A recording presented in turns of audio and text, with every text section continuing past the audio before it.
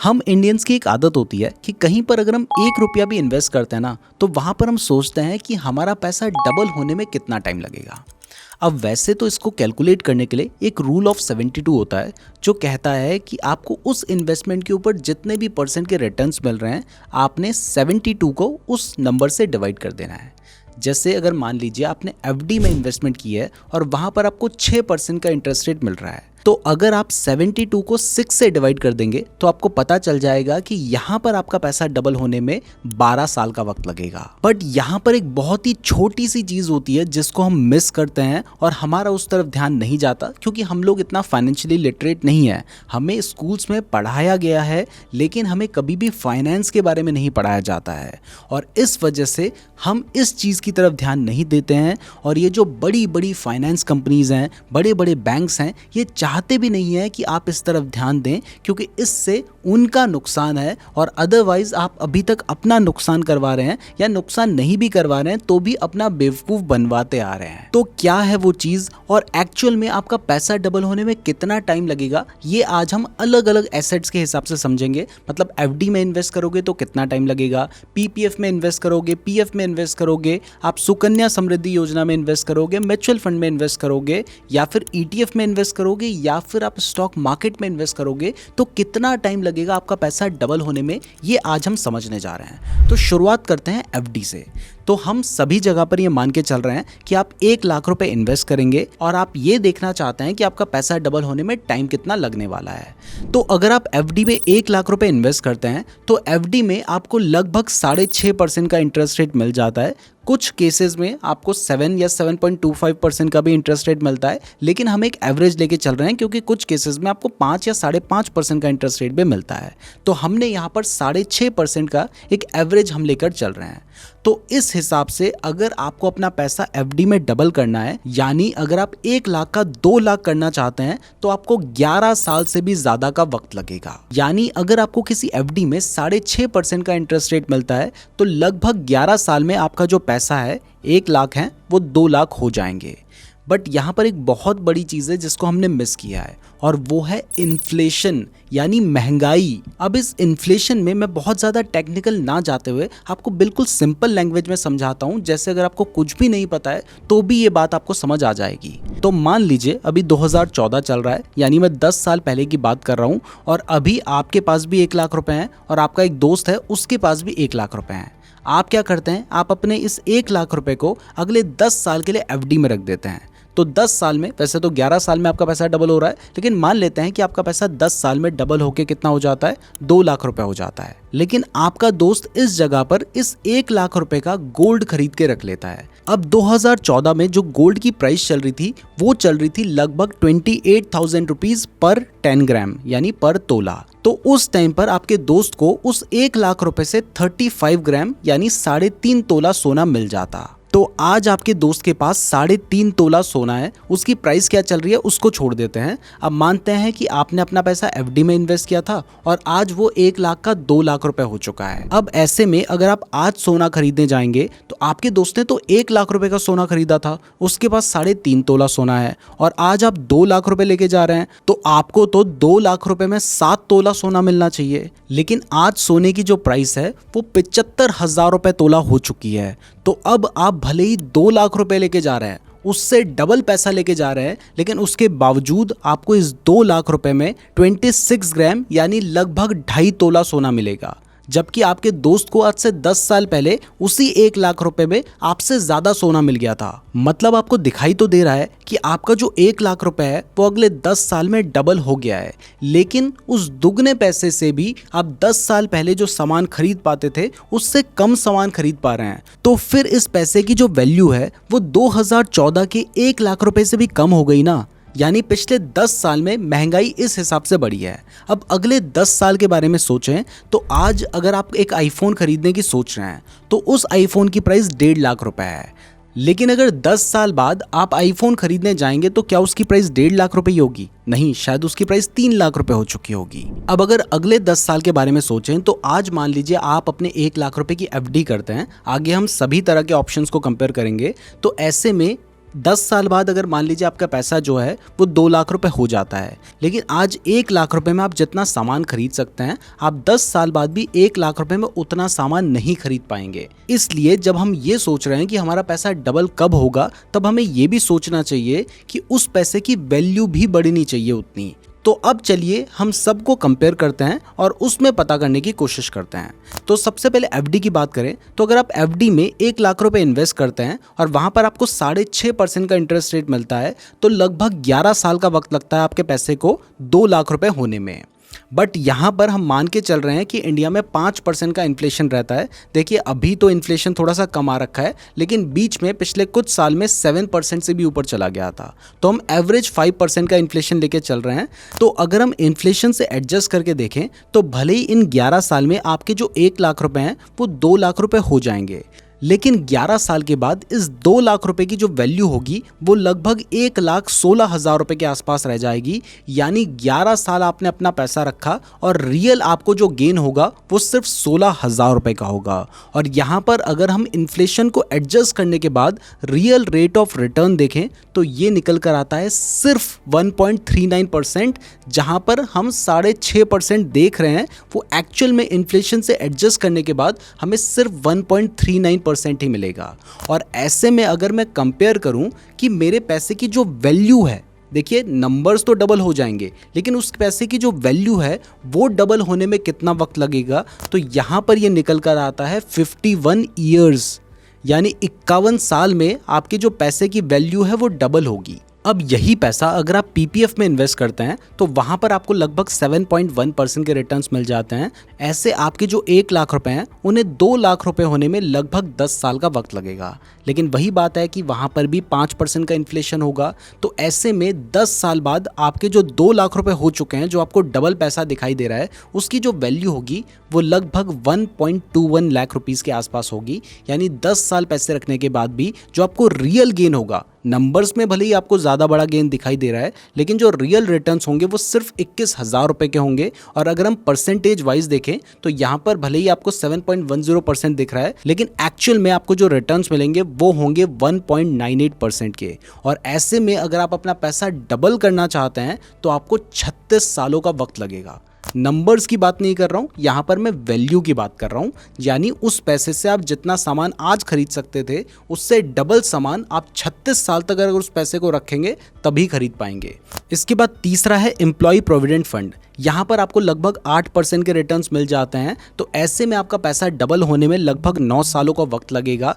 5% का इन्फ्लेशन अगर जोड़ दें, इन्फ्लेशन को एडजस्ट करने के बाद ये 1,28,000 रुपये के आसपास हो जाएगा। मतलब 9 साल पैसा रखने के बाद भी आपको रियल जो गेन होगा वो होगा 28,000 रुपये का। और अगर हम परसेंटेज की टर्म्स में देखें तो ये 2.86% है। और ऐसे में अगर हम ये समझना चाहते हैं कि हमारे पैसे की जो वैल्यू है वो डबल होने में कितना टाइम लगेगा, तो यहाँ पर हमें दिखाई देता है कि ये 25 साल का वक्त लग जाएगा हमें हमारा पैसा डबल करने में। अब इसके बाद नेक्स्ट जिस स्कीम की हम बात कर रहे हैं वो है सुकन्या समृद्धि योजना। ये भी एक बहुत ही पॉपुलर स्कीम है जिसमें बहुत सारे लोग पैसा इन्वेस्ट करते हैं।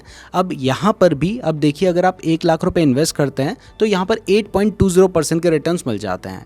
ऐसे में 8.78 ईयर्स मतलब लगभग 8.5 साल के वक्त में आपका जो पैसा है वो 2 लाख रुपए हो जाएगा। और 5% पर ईयर का इन्फ्लेशन तो हम मान के चल ही रहे हैं। तो ऐसे में आपके जो 2 लाख रुपए होंगे उनकी वैल्यू 8.5 साल के बाद 1,30,000 रुपए के आसपास रह जाएगी। मतलब आपको ओवरऑल जो गेन होगा वो 30,000 रुपए का होगा, जो कि 3.06% होता है। दिखने में यहाँ पर 8.20% दिख रहा है, लेकिन जब हम इन्फ्लेशन से उसको एडजस्ट कर रहे हैं तो हमें 3.06% के रिटर्न्स मिल रहे हैं। और ओवरऑल यहाँ पर अगर आप अपने पैसे की वैल्यू डबल करना चाहते हैं तो आपको 23 सालों का वक्त लगेगा।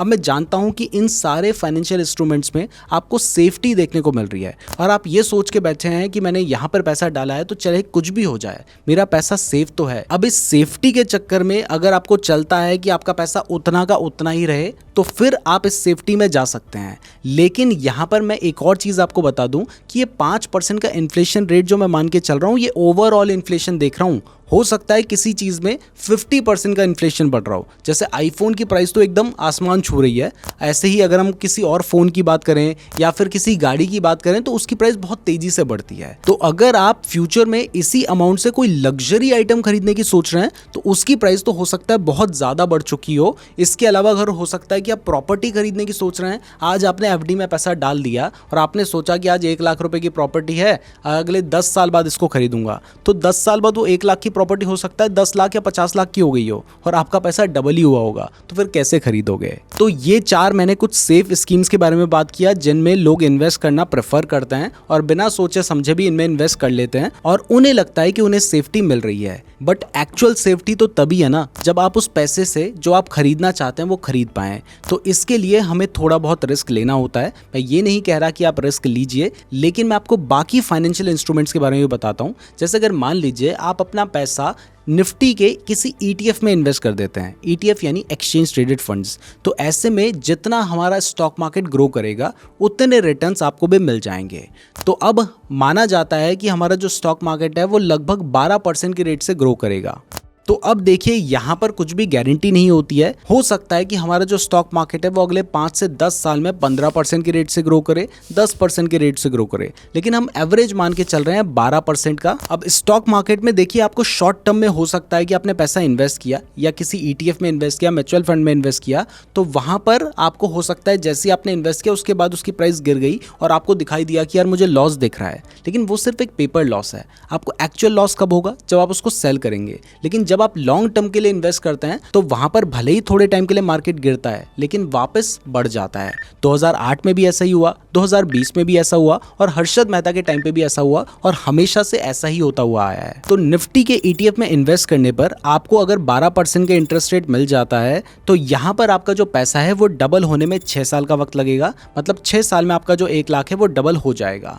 लेकिन वही बात है, इन्फ्लेशन तो यहाँ पर भी है, महंगाई तो यहाँ पर भी होगी, तो इस केस में वही 5% का इन्फ्लेशन रेट लेके चल रहे हैं और ऐसे में आपकी जो पैसे की वैल्यू होगी वो इन्फ्लेशन को एडजस्ट करने के बाद भले ही 2 लाख दिखाई दे रही है लेकिन वो लगभग 1.5 लाख रुपए के आसपास होगी। मतलब अच्छा खासा यहाँ पर भी आपके जो पैसे की वैल्यू है वो बड़ी है और आपको 49,000 रुपए के रिटर्न्स मिल जाएंगे, जो कि बाकी के कंपैरिजन में तो बहुत ज्यादा है। लेकिन भले ही यहाँ पर आपको 12% का रिटर्न दिखाई दे रहा है, बट क्योंकि इन्फ्लेशन बढ़ा है तो अगर हम एक्चुअल रेट ऑफ रिटर्न्स देखें तो वो लगभग 6.90% के होंगे और ऐसे में आपका जो पैसे की वैल्यू है वो डबल होने में लगभग 11 साल का वक्त लग जाएगा, जो कि हम एफडी के केस में देख रहे थे तो 51 साल का वक्त लग रहा था। अब इसके बाद चलते हैं म्यूचुअल फंड इन्वेस्टमेंट में। आज के टाइम पर म्यूचुअल फंड बहुत ही ज्यादा पॉपुलर हो चुके हैं। कॉमन लोग भी जो पहले म्यूचुअल फंड में इन्वेस्ट करने से पहले डरते थे वो आज खुद से म्यूचुअल फंड में इन्वेस्ट कर रहे हैं, उसके बारे में सीख रहे हैं। तो अगर आप अपना पैसा म्यूचुअल फंड में इन्वेस्ट करते हैं तब कितना टाइम लगेगा, चलिए ये भी जानते हैं। लेकिन अगर आप स्टॉक मार्केट में इन्वेस्ट करना चाहते हैं, म्यूचुअल फंड में इन्वेस्ट करना चाहते हैं या फिर ट्रेडिंग करना चाहते हैं तो इसके लिए आपको चाहिए होता है एक डीमैट अकाउंट। तो इसके लिए बेस्ट डीमैट अकाउंट जिसको मैं खुद भी यूज करता हूं उसका लिंक मैंने आपको डिस्क्रिप्शन पे दे दिया है, वहां से आप अपना बिल्कुल फ्री डीमैट अकाउंट खुलवा सकते हैं। तो डिस्क्रिप्शन जरूर चेक कर लीजिएगा। तो अगर आप म्यूचुअल फंड में 1 लाख रुपए इन्वेस्ट करते हैं तो लॉन्ग टर्म में माना जाता है कि आपको लगभग 13.5% के रिटर्न्स मिल सकते हैं। तो ऐसे में आपका जो पैसा है वो डबल होने में सिर्फ 5 साल का वक्त लगेगा और आपके जो 1 लाख रुपए हैं वो 5 साल में 2 लाख रुपए हो जाएंगे। लेकिन यहां पर भी इन्फ्लेशन को एडजस्ट करें तो 5 साल के बाद उस 2 लाख रुपए की वैल्यू लगभग 1.54 लाख रुपीस के बराबर होगी। मतलब आपको रियल जो गेन होगा वो लगभग 54,000 रुपए का होगा। और अगर हम परसेंटेज की टर्म्स में देखें इन्फ्लेशन को एडजस्ट करने के बाद तो ये 8.46% के रिटर्न्स हैं। और यहां पर अगर हम वैल्यू के हिसाब से देखें तो आपका पैसा डबल होने में लगभग 8.5 साल का वक्त लगेगा।